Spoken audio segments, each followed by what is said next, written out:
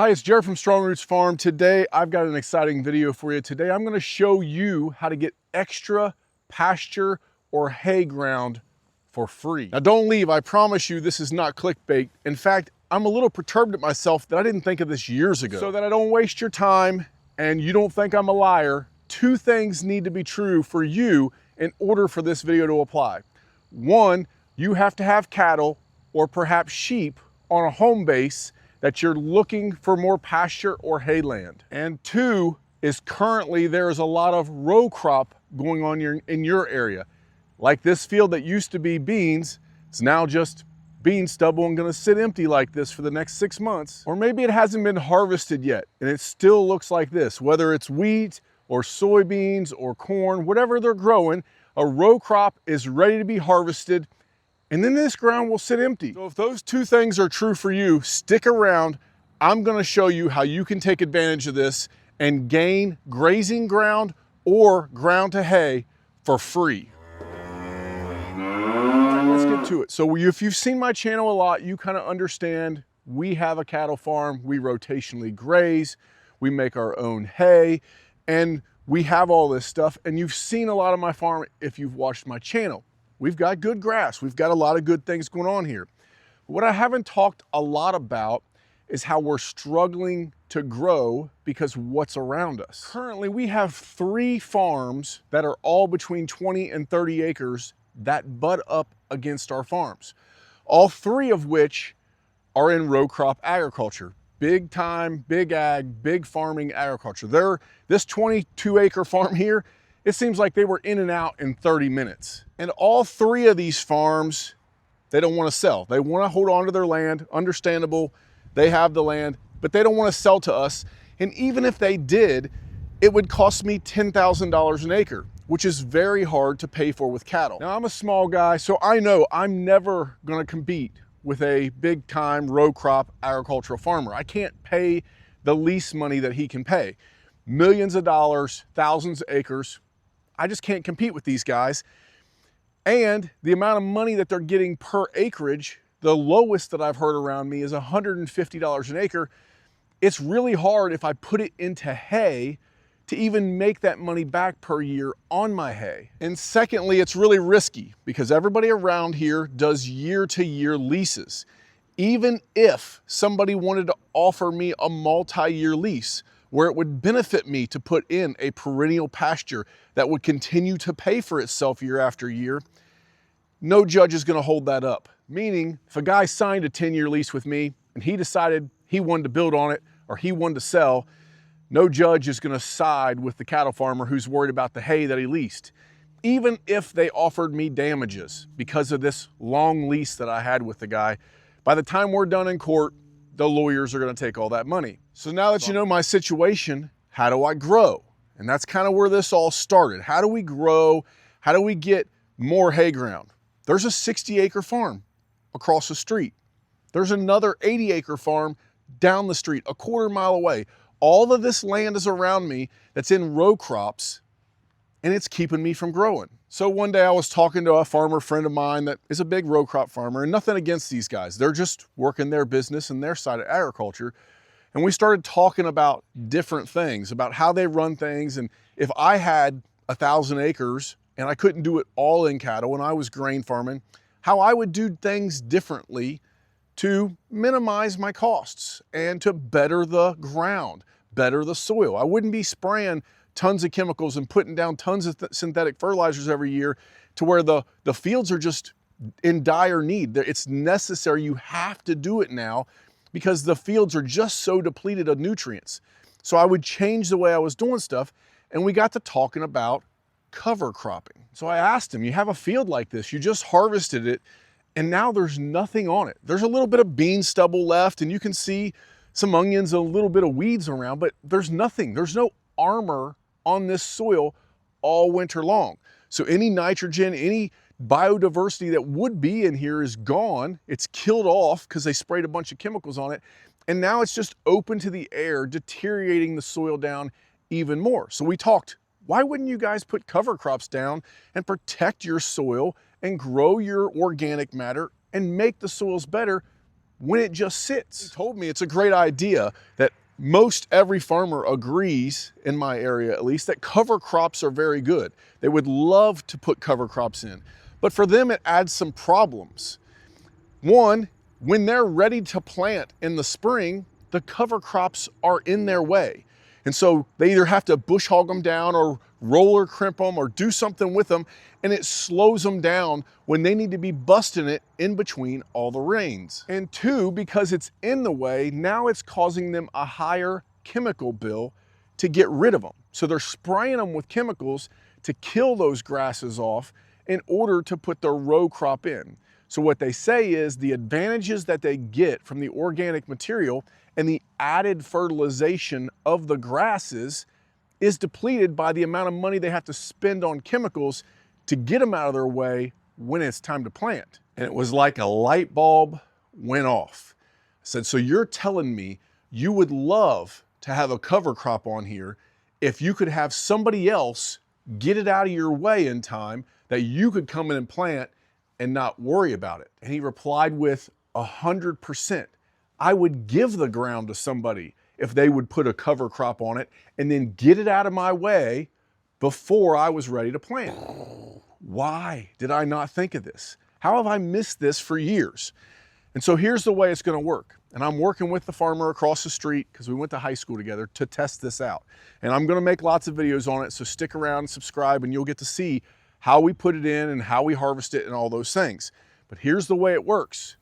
They take their soybean crop off, you put in an annual harvestable, grazing style of a grass, whether that be vetch and triticale and wheat and rye. There's all kinds of different things you can put in there. You can make a broad mix. You can do anything that you want to do that works well in your area.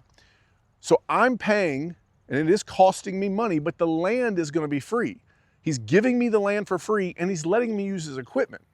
So I'm going to put in the seed and I'm going to pay for that seed on annual. I'm going to put a little bit of fertilizer down to get it started this fall. And then it's going to grow all winter long, my crop for free, and then I'm going to have to harvest it. So I said in the beginning of the video, you can get grazing ground for free. So if this farm, if you're in this situation and this farm next to you was fenced, you could also not have to pay for harvesting equipment and let your cattle do the grazing, which means you have about 45 days. So for us, it would be March 15th-ish, depending on the weather, to about May 1st. He's gonna be planting by the first week of May. So I'm gonna have to get it out of his way by then. And so whatever I could graze in that 45 days, I could graze that. And I could let my farm grow up if I was grazing it. So we have some hay equipment. It's not great hay equipment, it's small hay equipment, but we have hay equipment. So we're gonna put this mixture in. I'll go over that here in a second. But then we're gonna harvest it. Because I have a wrapper, we're gonna wrap it and make haylage. Now, if you were doing this, you could let it go dry. You could cut it in a manner where it laid for 3 or 4 days and you could make dry hay out of this cover crop. And it would terminate because it's an annual, so it would be out of the way for your row cropping farmer friend. But for us, because we have the wrapper and we really like the benefits of the haylage, it's gonna add some time for us. We can literally cut tonight and tomorrow night bale and wrap. So even though I'm small and I have small equipment, 7 foot wide, I have a 4x5 baler, have my 7 foot wide cutter and a little small 6 foot rake. I mean, we're small, but I can do 10 acres a night. And so we're gonna put in 30 acres. Now the guys all around here that do this, they do a monoculture seeding of cover crop. They put in one thing. And I've never liked that. I've always thought more diversity equals better. It's gonna be better if one thing doesn't grow so well, something else will grow better. But we're putting in about 80 pounds per acre, I told you, and 40 pounds of that is gonna be triticale. So we're gonna start with a base of triticale, that's 50% of our mix, and then we're gonna add about 4 other things. And so I have a little bit of rye. Rye is a good foliage. It will grow in thick, it will grow in strong, but it doesn't have a ton of nutrients for the cattle. It's just not high in protein. It is a good foliage and it will help that we're gonna wrap it, but it's not the best thing. So we're gonna put in a little bit of that. The triticale will have quite a bit of protein. And then in order to increase our protein, we're gonna put in a vetch. And then on top of that, we're gonna have a forage winter wheat, which is a little bit better for us foliage-wise than the rye, but it's similar in nature. The wheat will have a higher protein value if you wait till it seeds out. It has a head seed, which we're not gonna have that time, right? So we're gonna have to harvest it before it ever gets a seed on it, and you're getting the benefits of the grain, but it is gonna be a good foliage as we wrap it. And then the last thing is a winter oats, which has really wide blades of grass.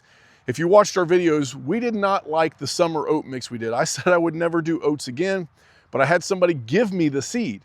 So they had an extra 100 pounds, which isn't a lot for the 30 acres, but we're gonna put on 3 pounds to the acre basically of that and use this winter oats added to our mix. Now that is our mix. It's a basic mix, not as much as I'd like to have.